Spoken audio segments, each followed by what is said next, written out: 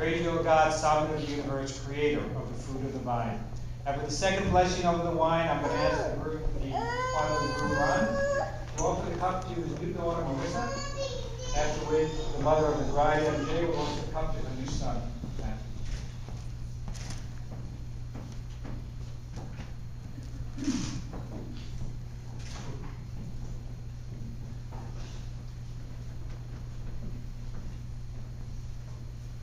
You have again shared the wine from a single cup.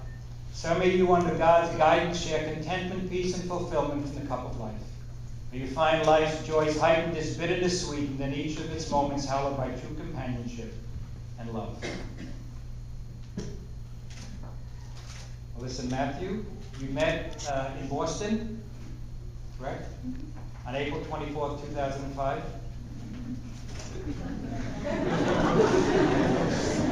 I have white out. Melissa, as I understand the story, you and your high school friend Lisa had been invited by another high school classmate, Dave, to visit. And Matthew, whom you did not know at the time, was in Dave's apartment on the computer playing fantasy baseball. Now, Matthew said that he would be happy to explain this game and his team, Baseballs of Steel, to the uninitiated, but not until after his first dance with Melissa. What was not a fantasy that evening of April 24th was the immediate attraction you had for each other. Melissa, you said Matthew was very cute, and you could not take your eyes off him, and it did not take long for you to appreciate his sense of humor. Matthew, when you looked up from the computer and saw Melissa watching you, you didn't know whether to continue looking at her or turn back to the computer. And you laughed as you told this story, and laughing together has defined your relationship as much as anything.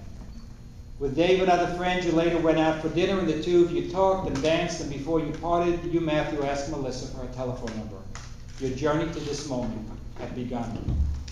It rained in Boston all that weekend, and you, Matthew, called Melissa, and you went to Jordan's Furniture. Actually, a store, I'm going to have to visit this one day, with a carnival atmosphere with candy and vendors and furniture. And you recall eating soda-flavored jelly beans and testing couches. Don't get carried away. It was as if you had known each other for a long time. Melissa, you said Matthew was easygoing and easy to talk to, and you did indeed enjoy his sarcastic sense of humor. There were no silences in your conversations and no awkwardness, and Matthew was someone you wanted to see again. Matthew, you said Melissa, too, had a wonderful sense of humor that matched yours. She was intelligent, and that also matched yours. And was a Mets fan, and that also matched yours. And that made you a perfect match. When we spoke this summer, Matthew, you wanted to make sure I knew Melissa still has that great sense of humor, is still intelligent, and still a Mets fan. Consistency and loyalty also marked your relationship.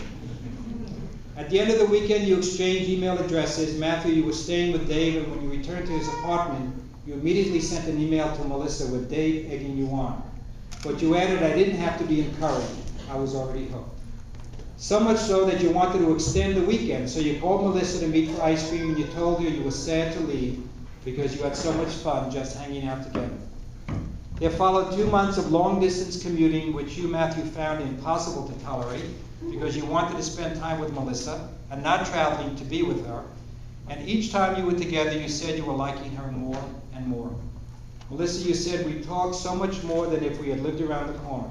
We liked each other's personality, and we wanted to see each other again.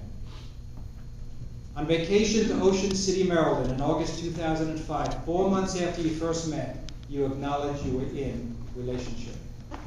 After Ocean City, you alternated traveling to see each other every 6 weeks or so. You talked on the phone every night, emailed each other every day, often many times a day, and you became engaged on June 13, 2008.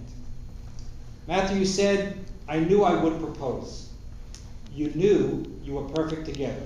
And Melissa, you said you knew it too, but you didn't expect it to happen before the fall. The story of the proposal is full of careful planning and not a little intrigue, and not a few prayers that all would work out. Melissa, you were coming to Philadelphia, and Matthew, you were determined to propose that weekend. You needed to leave your lab to pick up the ring, but you did not